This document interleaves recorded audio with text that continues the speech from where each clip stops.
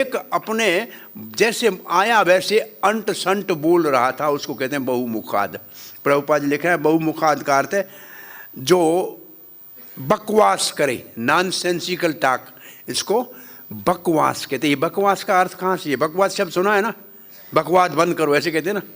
ये शब्द आया कहाँ से? बक से। ये बगले को कहते हैं ना, वैसे बगले की तरह बेकार में बोल रहे हो, हंस की तरह सोच समझ के बोलना चाहिए, बकवाद नहीं करना चाहिए, बेकार बोल रहे हैं। तो बकवाद को सुना और वो कैसी थी? धूर्याध्याद। धूर्याध्याद का अर्थ है उसको रोकना मुश्किल है। जैसे समुद्र की लहरों को कोई रोक नहीं सकता है, ऐसे जनता का मुंह कोई नहीं बंद कर सकता। ये इसका अर्थ ये है बहुमुखाद का मतलब जिसका मुख बंद नहीं हो सकता है। सूर्य को सुबह उगने से रोका नहीं जा सकता, समुद्र की लहरों को रोका नहीं जा सकता, ऐसे लोगों के मुख के ऊपर ताला नहीं लगाया जा सकता। लोग कुछ भी कहेंगे, ये सत्य है। वैसे लोग किसी को अच्छा नहीं कहते। आपने सुना है शंकर पार्वती अपने नंदी के साथ जा रहे थे तो 3 लोग सामने से आए, बोला इतना बड़ा मोटा सारा बैल है, कितने मूर्ख है, ऐसे ही जा रहे हैं, इसके साथ चढ़ नहीं रहे हैं। सुना उन्होंने तो शंकर ने कहा स्त्री को चढ़ा देते हैं, बेचारी थक जाएगी। पार्वती को ऊपर चढ़ा दिया, आगे गए, 3 और सामने आ गए। बोला कितनी निर्लज्ज स्त्री है, पति पैदल चल रहा है, ऊपर चढ़ के बैठी है। अब लज्जा आई, उसको नीचे उतर गई। शंकर जी ऊपर चढ़ गए तो और 4 लोग सामने आए। बोला अरे देखो पुरुष ऊपर चढ़ा है, बेचारी नारी अबला नीचे चल रही है। अब दुख से दोनों ऊपर चढ़ते हैं, दोनों ऊपर चढ़ गए और 4 सामने आए। अरे बैल के ऊपर दया नहीं है, 2 ऊपर चढ़ के घूम रहे। अब बताओ क्या करें? आप रोक सकते हो? नहीं चढ़े तो भी परेशानी, 1 चढ़े तो परेशानी, 2 चढ़े तो परेशानी, जाओगे कहाँ? बोलो। तो ये संसार कुछ भी बोलेगा, इसलिए गुरु मुख पद्म वाक्य, जो गुरु के मुख से सुना है उसी के ऊपर अपना जीवन समर्पण कर दो। संसार क्या कहेगा ये कभी नहीं सुनना, नहीं तो कभी शांति नहीं मिलेगी।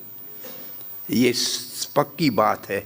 दुनिया की इतनी बातें हैं, कोई सब लोग आप क्या सराहना करें, ये संभव नहीं है। इसलिए रामचंद्र की कर रहे हैं तो आप कौन सी बाग की मूली है जी? यहाँ लिखा है जिसको रोका नहीं जा सकता है, अंश असंविदः। ये जो बोलने वाले हैं ये संविद नहीं है, मतलब सम्यक विद्वान नहीं है, अच्छी तरह जैसे जानकार नहीं है। ये कोई वेद थोड़ी पढ़ के आए हैं, इनको ये थोड़ी पता है कि रामचंद्र सच्चिदानंद भगवान साक्षात जो है साकेत अधिपति है। ये थोड़ी जानते हैं कि सीता जो है वो हलादिनी शक्ति है भगवान, इनको ये थोड़ी पता है। ये तो ऐसे सामान्य लोग उनको अपने जैसा समझ रहे हैं। ये तो पशु बुद्धि है, इसको कहते हैं पशु बुद्धि। वास्तव में ये असंविद का मतलब पशु बुद्धि। जैसे कुत्ता अपने आप को कुत्ता ही समझता है, वो ये थोड़ी समझता है और सबको अपने जैसा ही समझता है।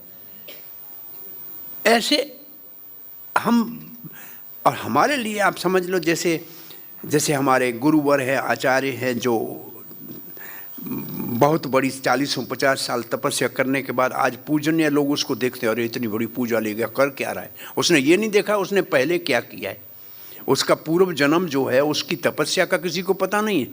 वो जो अभी देख रहे हैं उनको आश्चर्य लग रहा है, तो उनके प्रति लोग जानते नहीं है, इसलिए कुछ भी बोल देते हैं। तो भगवान के लिए बोल सकते हैं तो कि साधु संत के लिए कोई बड़ी बात नहीं है बोलना। ये आए दिन आपको जो है आजकल मीडिया पे मिलता है, कोई कहाँ टंगा हुआ है, कोई कहाँ टंगा हुआ है, सबका ये हाल बुरा हो रहा है। तो इसलिए रामचंद्र ने देखा कि ये जो बकवास है ये अनजान बेवकूफ़ मूर्ख लोगों की है और इसको रोका नहीं जा सकता। इसलिए क्या करना चाहिए? पत्या भीतेन या त्यक्ता। हमने पढ़ा है, इसको दोबारा देख ले। लिखा है पत्या, पति के द्वारा, भीतेन भय लगा कि अगर लोग ऐसी आज एक बात कर रहे हैं मेरा नाम लेके उदाहरण समझ के, तो मैं राजा हूँ, मेरे उदाहरण को अगर लोगों ने सामान्य लोग से अपना लिया तो बहुत बड़ा समस्या हो जाएगी। राज के अंदर आए दिन ऐसे होने लग जाएगा। इसलिए रामचंद्र प्रजा के भय से, वैसे लिखा है रामचंद्र प्रजा का आराधना करते थे, उसको अपने पूजनीय मानते थे। लोगों को जैसे ब्राह्मण देवाय ऐसे प्रजा देवाय, प्रजा को भी बहुत बड़ा सम्मान देते थे। इसलिए उन्होंने क्या किया, प्रचेता आश्रम उनको वाल्मीकि के आश्रम में भेज दिया। अब सीता का परित्याग कैसे किया ये कथा तो आपने सुनी हो, हम उसका एक आपको सिर्फ रहस्य बता के आगे बढ़ते हैं। वो रहस्य ये है कि वनवास के समय एक दिन सीता जी ने कहा, हे करुणा निधान। ये सीता और राम के बीच में एक कोड वर्ड था, किसी और को इस शब्द का पता नहीं। सीता करुणा निधान कहती थी, किसी को मालूम नहीं था। और हनुमान को कहा था, आपको मुद्रिका के साथ ये बताना करुणा निधान ने कहा है, तो वो समझ जाएगी कि आप मेरे सेवक हो। तो कहा, सीता ने कहा, करुणा निधान, जब कभी हमारे को संतान होगा, मैं चाहती हूँ कि मेरा संतान राजमहल में जन्म न ले, क्योंकि राजमहल में बहुत ज़्यादा राजनीति होती है। क्योंकि राजमहल में आपका एक दिन राज तिलक और दूसरे दिन वनवास हो गया, तो राजमहल संतान उत्पन्न के लिए उचित स्थान नहीं है, क्योंकि राजनीति है। और यहाँ तक के बच्चे को गर्भ में आने से पहले गर्भपात राजाओं के बहुरानियाँ होती थी ना, अरे इसका बेटा कहीं कल अधिकारी बन जाएगा। और ये तो सामान्य बात थी। आपको सगर का पता सुना है? सगर महाराज जो जिसके वंश में गंगा धरती पे आई, उसका नाम सगर क्यों है? उसकी पत्नी को क्योंकि संतान होने वाला था, जो महाराज जो उसका सगर के पिता का नाम महाराज पुलह के आश्रम में रहते थे, तपस्या कर रहे थे, मेरे को याद नहीं आ रहा है इस वक्त नाम उनका। तो उनके इसका बेटा हो गया तो ये तो राजा बन जाएगा, ये तो महाराज, ये तो राजमाता बन जाएगी। उसको विष दे दिया। परंतु उसकी तपस्या इतनी थी, एक तरफ बच्चा था, एक तरफ विष था, तो उसका नाम हो गया सगर। गर कहते हैं विष को। तो ये सामान्य बात थी राजकुल में कि बच्चा पैदा होगा, इसका बड़ा ना हो जाए। अरे कंधारी ने क्या किया, कुंती को पहला युधिष्ठिर पैदा हुआ, वो गर्भ अपना गिरा दिया कि अरे मेरा बेटा किस काम का, राजा तो नहीं बन सकता। ये बहुत बड़ी राजनीति होती है। तो सीता का मन था कि मैं अपना राजकुल में, तो भगवान ने उसकी इच्छा पूरी करने के कहा, ठीक है तुम अपने संतान को ऋषि के आश्रम में जन्म देना। ये सीता की इच्छा पूरी करने का भगवान का अंदरूनी भाव था।